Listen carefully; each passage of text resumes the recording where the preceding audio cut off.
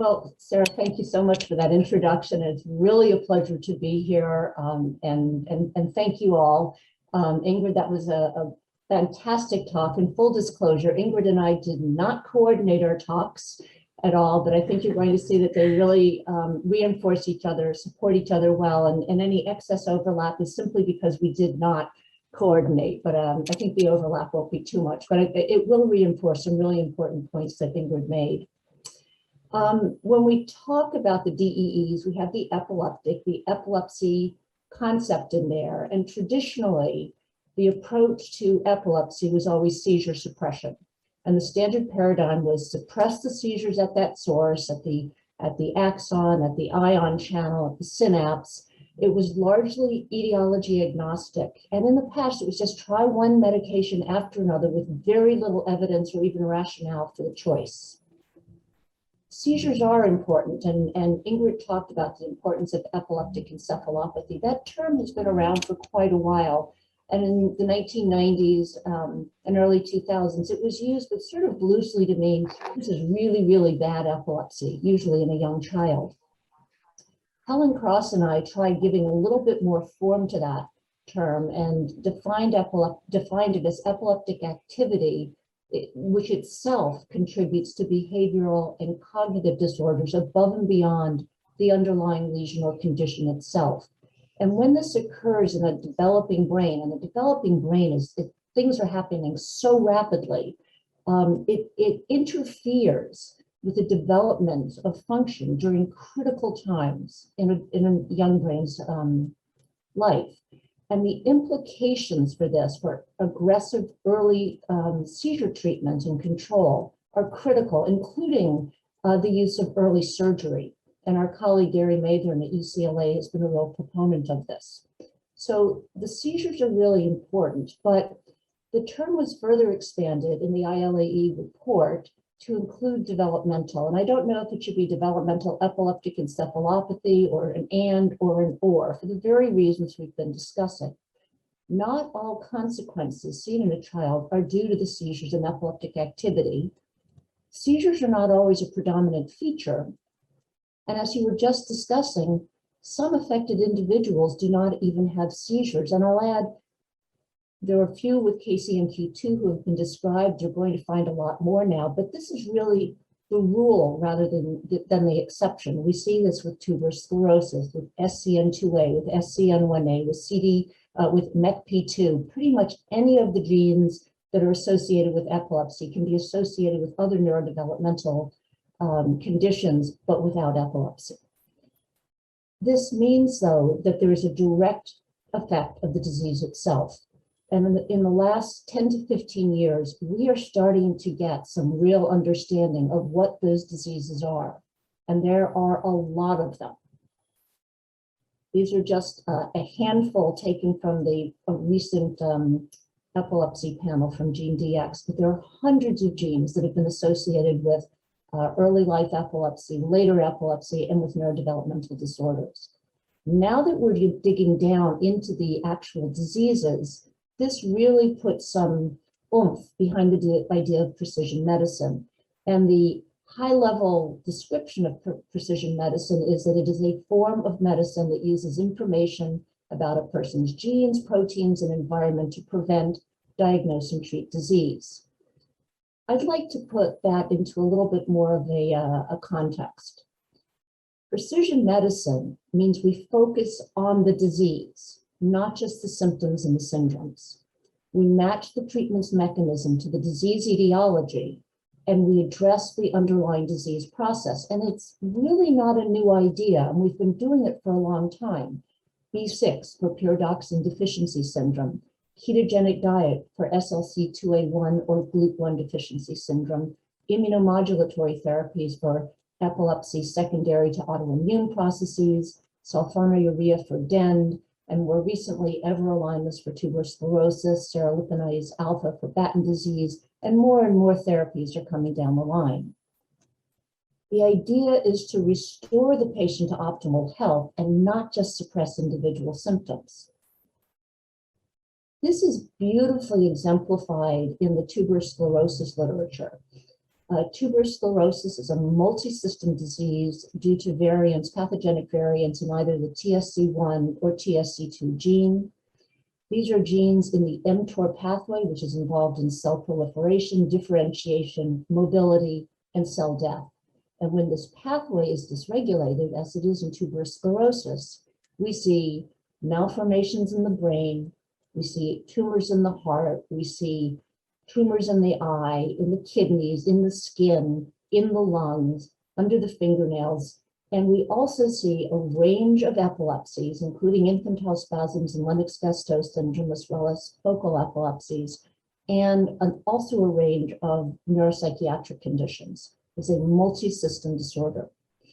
Everolimus is a precision therapy for this. It re-regulates that pathway, and it was first approved in the United States for the treatment of a kind of tumor called subependymal giant cell astrocytoma, or SIGA. Here's an example of a child who was treated with everolimus. Here is the SIGA, practically occluding the ventricles, really big tumor. After 6 months of treatment, you can see it's receded a bit, and after six and a half years of treatment, it's still there, but it's much, much smaller.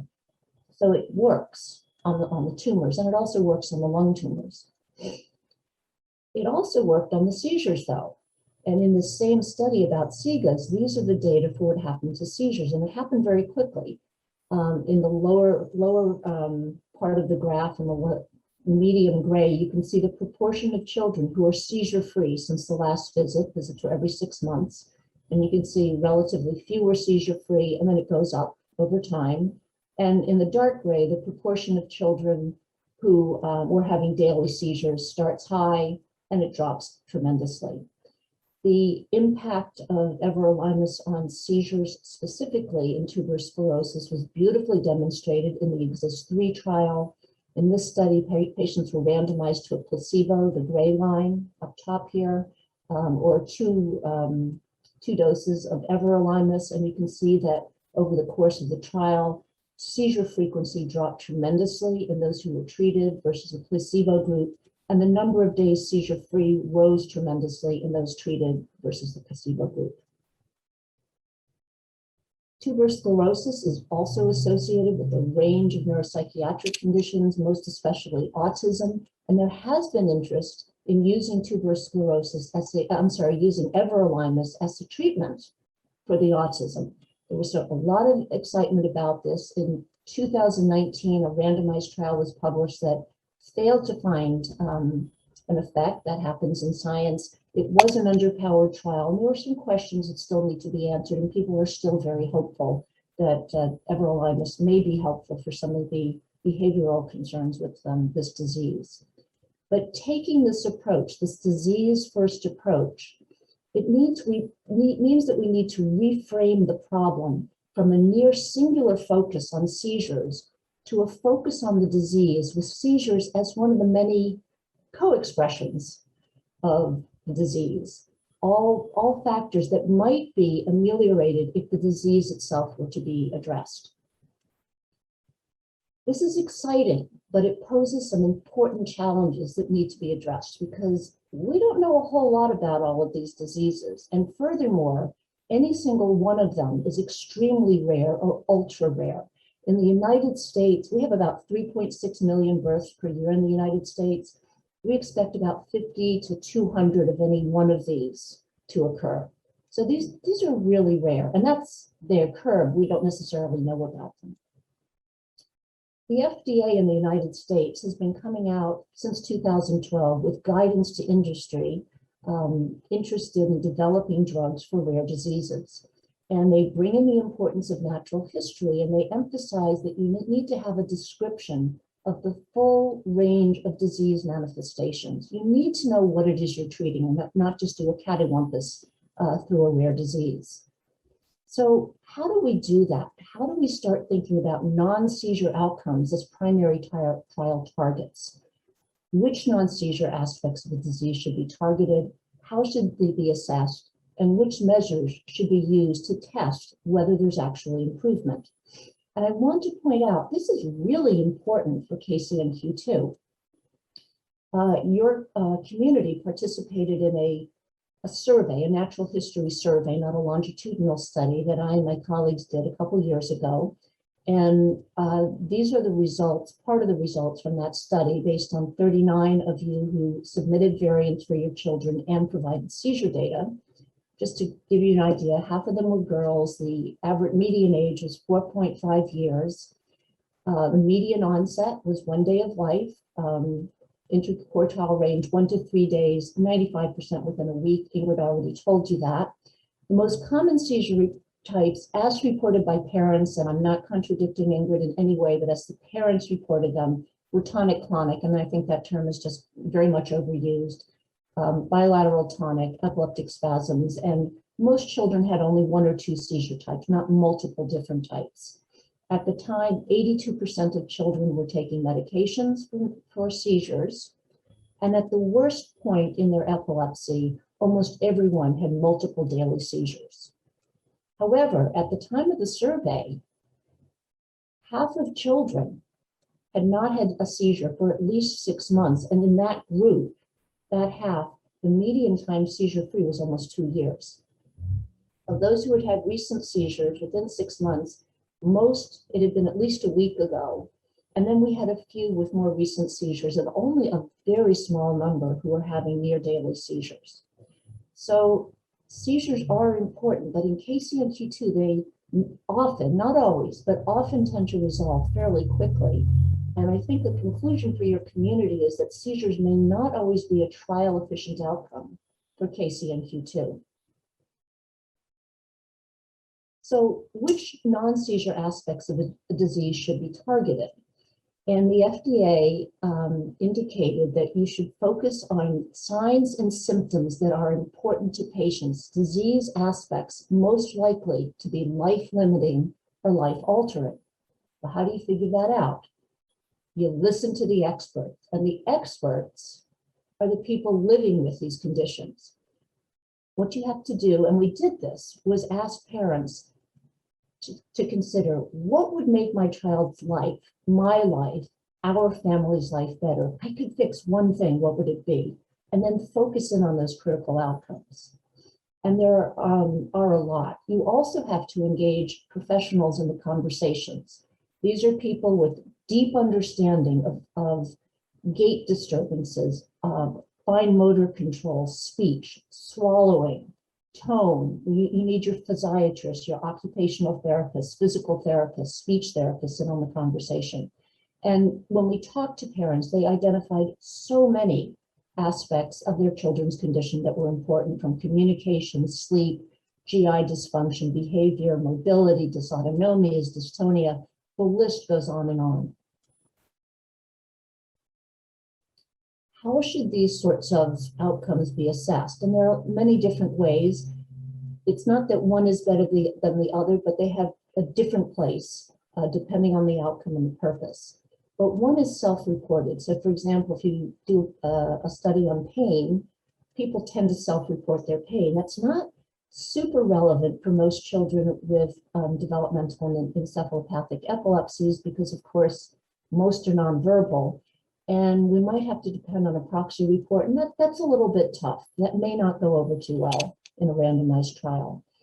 Observer-reported instruments are quite good. The Vineland's a good example. They play a very important role. And when I say observer-reported, I mean something that you can objectively observe in an individual. They're not perfect, but they are helpful. Clinician assessments are often preferred. A physical exam, for example, and those play a very important role. They are often in an artificial setting for some outcomes. So if you're interested in behavior or how a child is during her time at home, a clinician assessment, a clinical assessment is not always that helpful. Performance measures are critical. For example, a 2-minute walk test or an IQ test, excellent. They're not always convenient, and again, they can be artificial. And I also just want to mention biomarkers are critical. They really are critical, but it's rare for a drug to be approved just based on a biomarker alone. You do have to show a clinical impact.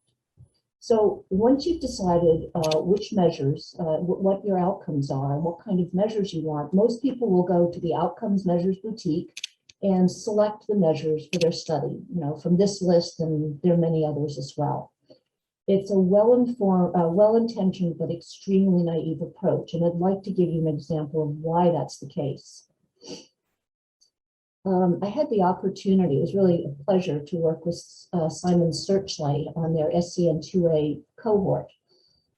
Simon's collects a broad array of data on a large number of gene-specific family groups. And they had 64 children with SCN2A mutations, all pathogenic. At the time they entered the study, they were an average of about 4 years old. And one of the measures that was used was the Vineland-2. And the Vineland-2 is a standardized measure with a mean of 100 and a standard deviation of 15, just like an IQ test. And here are the results. Their children had average scores in the mid-50s. These scores represent performance about 3 standard deviations below the mean. Now, I don't want to put anyone to sleep, but I do want to review just a tiny swidge of statistics and make sure that we're all on the same page in understanding what this means. This picture is of a normal distribution. It is a mathematical construct, and you don't need to understand the mathematical construct. It's described with an ugly looking integral sign and all that stuff. We don't have to do that. But it's a neat kind of distribution because it actually describes a lot of things that happen naturally. So, for example, if you wanted to describe people's height in the population, if you took everyone in the population, their height would follow a normal distribution. It would have a mean, an average. And most people, very few people would be exactly average. Most people would be above the mean or below the mean. There's variation in the population, and that variation is quantified by the standard deviation. And the way that works is that most people, about 2/3, are within 1 standard deviation of the mean. We would say these people in green are high average, low average. Within 2 standard deviations of the mean, we get up to 95.4% of the population, and these people in yellow would be above average and below average. If we go out to 3 standard deviations, we have 99.7% of the population, very high above average, very low. And above 3 standard deviations of the mean, we have only 0.3% of the population, about 1.5% way below and 1.5%, 0.15% way above. That's 1.5 per thousand. This is not real common, and that's where these children with SCN2A DEE fall. That means we're dealing not just with rare diseases, but rare outcome classes. How do we meaningfully measure down here where there's only 1 or 2 people per thousand? This is a theoretical range that this normal distribution can kind of qualitatively say you're way down there, but it doesn't really help us understand how far down and real change within that very low range. Why should you really care about this? I guess you're asking. Well, the thing is that when the treatments come out, in order for them to be approved, they're going to have to go through some rigorous testing. And the final stage of testing is the randomized trial. And we won't go through a whole randomized trial, what all the pieces involved, but a group of patients are randomized, sort of like a flip of the coin, heads or tails, either to a new therapy, the new experimental therapy, or to a standard therapy of placebo. And then they're followed forward in time for an outcome. Okay, and the idea is that if the therapy is really beneficial, those who received it should have a better outcome than those who don't receive it.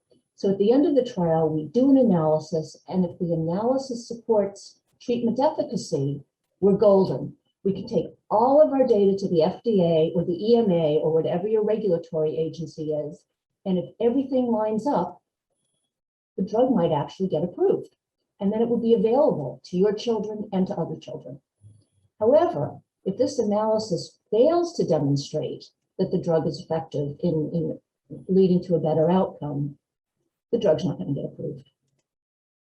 Doesn't matter how good it is if you haven't shown that it affects outcome in a human being. This is not a theoretical concern. This is exactly what happened with the arbaclofen trial about 10 years ago.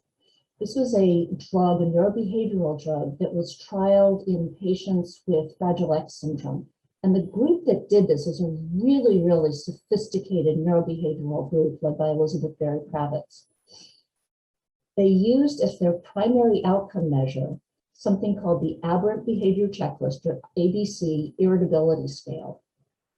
And when they compared the change for the treated group went from 21 to 16 versus the placebo group, 21 to 16, they basically found no difference. And for those of you familiar with p-values, we won't go into how to interpret them other than to say, generally, we need this to be below 0.05, and this is way above 0.05. The top it can be is 1, so it's almost at 1, no significant effect. And the secondary outcomes that they had considered also did not show major impact. After all of this, they did a post-hoc unplanned analysis and found a fairly decent effect on the ABC social avoidance scale. However, this was not acceptable, and this drug has not gone forward.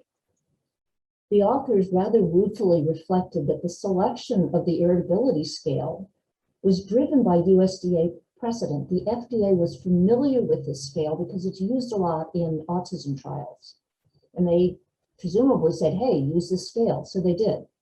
And they said, you know, their study's failure to find an effect could be either because of a mistaken choice of endpoint or the drug didn't work. And this study, we'll never know from this study, which is really a shame.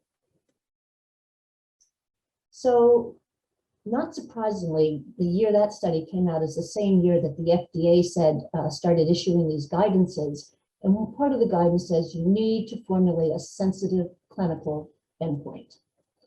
Well, how do we do that for these children with SCN2A, KCNQ2, and other forms of severe epilepsy and developmental disorders? These measures, like the Vineland, are great for separating out the general population and telling us if we go from down here to good to better to best. But how do we measure this kind of an increment down here? Well, the approach that we've taken is to scope it out first, try to get our bearings, understand what level these different types of epilepsies exist on. And we've done this in a series of natural history surveys with Dravet, Lennox-Gastaut syndrome, and then KCNQ2, KCNB1, CHD2, PAX1, and most recently SCN2A communities. So I'd like to show you a little bit what we got from this scoping exercise. These are not super refined measures. Our questions were very simple. Can your child communicate effectively with you? And the answer was, it's pretty limited for most children. And I've highlighted KCNQ2 in slightly lighter color here. Most children are not able to communicate effectively. In fact, a lot of children don't even have spoken language, although some do have sign language or can use a communication board. Large numbers, including for KCNQ2, are dependent for basic mobility. That is, they cannot walk even a couple feet or yards within the home. They have no purposeful hand grasp. Most had some, but a large number don't. Many are dependent on someone else for feeding. Many require a G-tube, and most are dependent for toileting needs. So this gave us a rough idea of where these children were centered. Next thing we did was start looking at instruments that were out there, and we identified many in conjunction with the experts and professionals. And what we did was we asked families to look at these, parents in particular, to look at a whole array of instruments, not to fill them out for themselves, but to critique them. And we asked them questions like, am I asking you the right question when I give you this questionnaire? Do they make sense in the context of your child? Did I miss something important? Can you answer the question with the choices that you've been given? And the feedback was just extraordinary. We got things like, don't give us the Vineland. Our kids can't do that stuff. Ask us something that's relevant to our kids. Ask us what we understood in your question. Don't ask if, ask us why we or our kids do or don't do something. I had this wonderful conversation with the mom. I was asking her I thought I was asking about activities of daily living. Can your child cut her food with a fork and knife, right? You know, hand use, and it's an ADL. And the mom sort of laughed and said, yeah, probably, but she has rage attacks. We don't let her have a knife. So what I thought was an ADL question was really a behavior management question.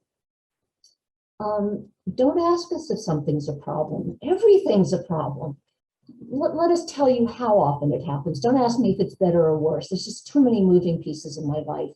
And I don't know if this will ever get well integrated into outcome measures, but parents really wanted to talk about the variability in their children's abilities, day to day, week to week, due to seizures, to sleep, to medication, to illness, to changes. When a new caregiver came in, the father was away for a week. Things happen and the children react, and it affects how parents answer these questions. You have to be a little flexible and creative and think a little bit outside the box. We found that using out of typical age range instruments, and I'll show you in a minute, was very helpful. And you also have to be flexible and be a little bit adaptive in your administration. If you're asking about how many words your child uses, don't expect them necessarily to be spoken. A lot of these children do sign and have communication boards, and you have to think, what exactly am I asking? Is it about oral speech or is it about communication at some level? So you have to think these things through. All of this led up to our second survey, which we called the ability study. It was a one-time survey, and we had parents fill out a whole series of parent-reported measures of functioning, including something called the ABAS, the Adaptive Behavior Assessment System, for 0 to 5-year-olds. We had 125 young people with severe developmental encephalopathic epilepsies, 21 with KCNQ2 associated epilepsy, and I'm going to tell you about that group in particular. The chronological age was 6.2 years, interquartile range 2.5 to 9.4, so pretty young, but really for the most part older than what you would expect for the ABAS. And in this group, here are the scores from 0 to, and this is in months, to 150 months. Here's the chronological age, and you can see that the age equivalent scores on the ABAS are quite low. They're in the 1.5-year-old range. So these children, even though they're 6 years old, are functioning more like a 1 to 2-year-old. Now, this looks very compressed because I put it on a scale where you can appreciate the age. But if we move that around, just say that's the chronological age, you can see that there's actually a range of abilities in here.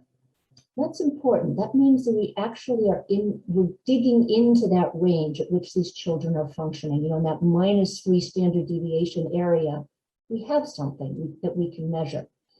I will tell you right off the bat that this is probably not the instrument that we'll go forward with in the future for a few reasons, but I really do like it. It's easy to use, it's easy for parents to answer, and it really is starting to give us a handle on how to measure down at -3 standard deviations.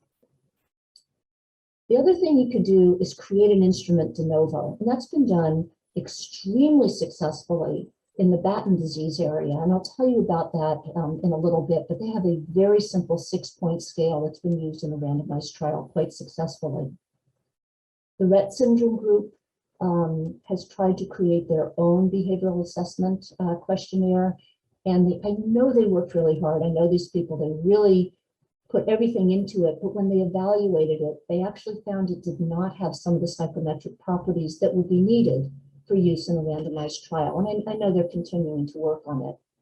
And then, at least in the United States, we have the Observer Reported Communication Assessment, or ORCA, which has been developed in the Angelman community, and there's interest in expanding it and adapting it for other rare disease communities as well. This is a huge amount of work, though. So it's not the sort of thing that will get you quickly to a trial. Once you've identified and checked out your measures, you really have to trial them in the intended population. The ability study wasn't a real trial. It started to get us there. But we have been doing that now this past year with the SCN2A families group in the SCN2A clinical trials readiness study, or CTRS. In this study, and I'm just going to show you briefly some very preliminary data from them. We have 48 children with epilepsy. Their chronological age, and bear this in mind, is 6 years on average, just like what I showed you for KCNQ2. And they have a wide range of epilepsy syndromes, just as Ingrid was mentioning. These individual genes, these diseases, have a wide range of expressions. On the AVAS, which gives us those age equivalents, you can see that in this group, here's their chronological age, here is their age equivalent, and it's very low, 9.4 months for communication, 11 for socialization, 11 for motor, not unlike what we saw for the KCNQ2 group. Now, another measure that we used in this group is called the Vineland-3. This is not the same as the Vineland-2 that you saw in Simon's. It is the revised Vineland. It's actually quite different. But just like the Vineland-2, it creates a composite standardized score, mean of 100, standard deviation of 15. And here you see these children far below the mean. Here is within 2 standard deviations of the mean, 95.4% of the population. The typical population out there falls within that range. 1 child is falling in that range. If we go to 3 standard deviations, we picked up maybe 4 altogether. But most children are 3 standard deviations below this mean. Most are below 4, and some are even below 5. These are ultra rare outcomes. Below 5 standard deviations, you're picking up less than 1 person per million in the population. Yet we're using an instrument up here that is normed to distinguish children up in this range. What we need is an instrument that's normed down in this range. And I think we're starting to get there. These are very preliminary results, but I think they really apply. They're about SCN2A, but I think they're relevant to KCNQ2 because the levels of ability are very similar. Here's another standardized measure of function. Doesn't matter what it is. This is the population standardized mean. Here's the 2 standard deviations, 95% of the population, and here are the scores. And most of them are at the very, very bottom. This is what we call a floor effect. And if someone were to improve, you might not know because they may never get off that floor. It's almost like, you're looking, you splash some water on the floor, you look down and you just see all these drops of water and they all look the same, right? You can't tell the difference. What we need is an instrument that opens these up and lets us see inside. And we think we may have gotten onto something. Here are those same drops of water on the floor, but now you notice they're on another scale. This is now compressed a bit. And here's another instrument measuring the same function. But suddenly all those little drops that were at the very bottom, they start to look different. There's actually range that we can measure in there. So we think we may be starting to get a way to measure well below that 3 standard deviations below the mean threshold. We hope. The last thing that has to be done is we have to get the results out to the scientific community. This is critical. Everyone has to be familiar with the measure and have buy-in. And that means physicians, scientists, pharma, and really importantly, the FDA has to be convinced that this measure is the right measure for this group. So we're really pushing very hard to present these in a way that will be palatable to the FDA through nice, strong publications. So for your community, for KCNQ2, and you're going to have trials coming along soon. I know you're going to be hearing about them over the next 2 days. You need to start focusing in on what are the life-limiting, life-altering aspects of the disease that might be expected to improve with therapy. And they have to be aspects of the disease, not just consequences, not just our quality of life. It has to be something about the disease, effect of the disease on the child. and something where you think you might be able to see improvement over the course of a typical trial. And that, of course, means knowing a little bit about how this aspect of the disease is either stable or changes. And this could actually contribute to the design of the trial to make sure that the trial runs long enough, is adequately powered to find that difference. And then use those measures in some way, in a way that replicates how they could be used in the trial. I want to add one cautionary note. People get very excited about using historical controls. Oh, we'll just use historical controls and that will be fine. Please don't do that. Historical controls have been used very successfully in a couple of very extreme situations with Batten disease, with spinal muscular atrophy. We're seeing some N of 1 trials, but they're not going to be common. In Batten disease, the investigators over years developed this very robust measure that measured motor function on a 3-point scale, normal to immobile, I guess it's a 4-point scale, and language function, normal to unintelligible with no vocalizations. And over the years, they were able to demonstrate that this score exquisitely defined in very, very tight manner the natural history of Batten disease from initial presentation with the first seizure to loss of function, very rapid loss of function, and ultimately death between the ages of 8 and 12 years. Based on this, though, because it was so tightly defined and because this is such a rare disease, the FDA in our country actually approved a trial design using historical controls rather than placebo controls. And here are the historical data for that measure and the treated data, 24 treated children. And it was such a dramatic effect that this actually led to FDA approval of siroliponase alpha for the treatment of Batten disease, which is now being used in the United States and elsewhere to stop this relentlessly progressive lethal disorder. Batten disease is very, very different from KCNQ2.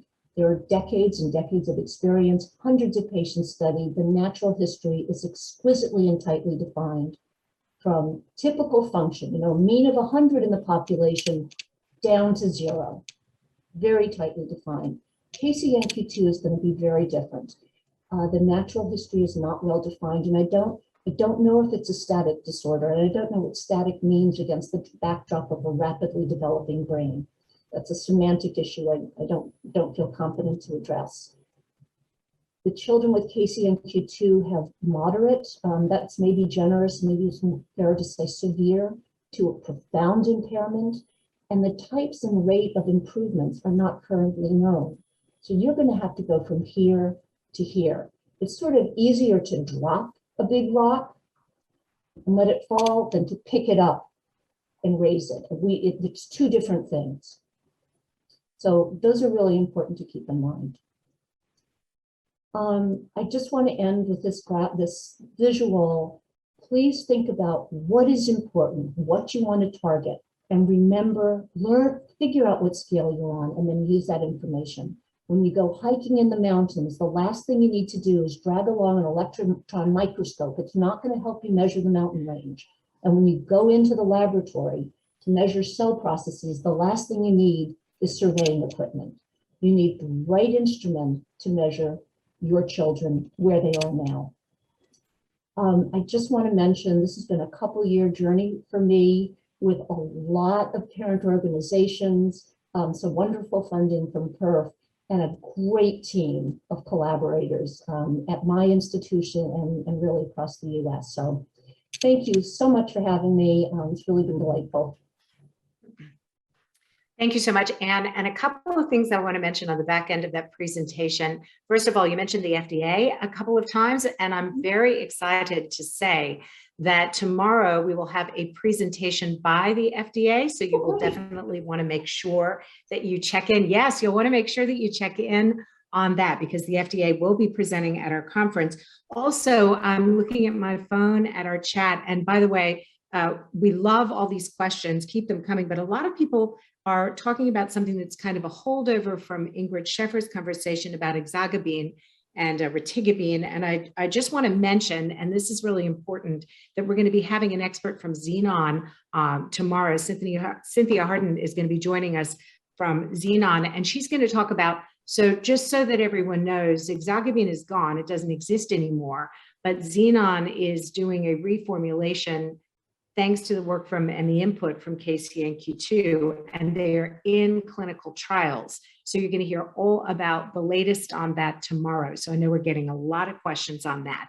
Now, specifically, Anne, a question for you. How closely aligned is KCNQ2 with the other KCN or sodium channel DEEs?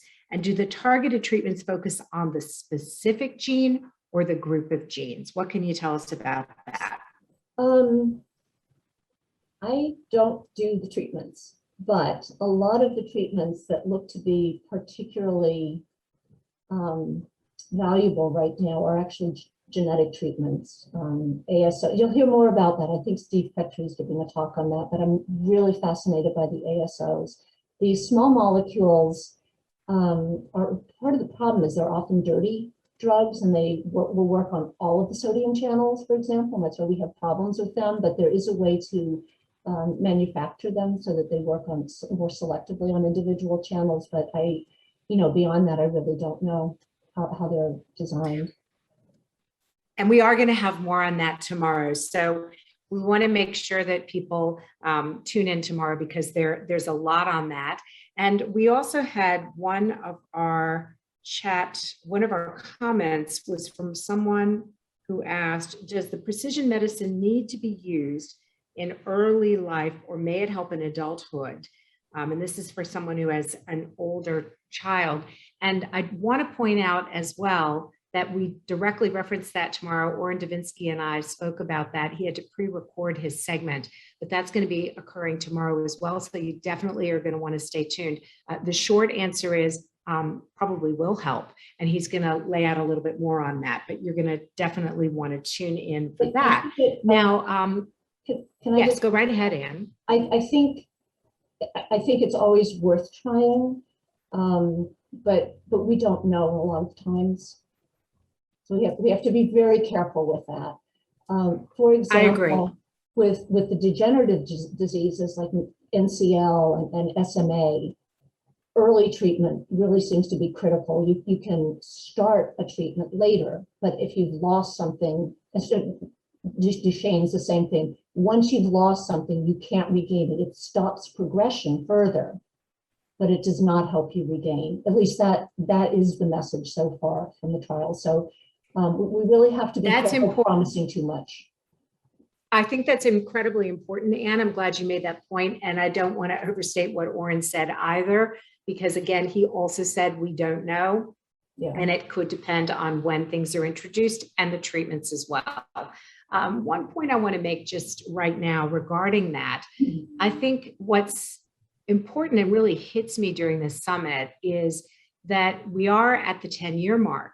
And we are seeing things that have changed from what we thought we knew 10 years ago. And we're going to be experiencing that as we go forward together as a community. So our role in having these summits is to have a conversation that are really detailed. I won't even call them snapshots. They're movies about where we are now, but there's going to be another one in a year and another one the year after that. So we're giving you everything we know that we can pull together at this moment, but it may change. And that's the nature of science: more research, more treatments, more trials.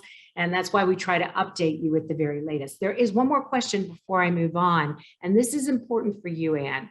You talked a lot about the measures of function that are used to measure how our children are developing. And it is crucial. And seizures, as you mentioned, aren't just the only thing.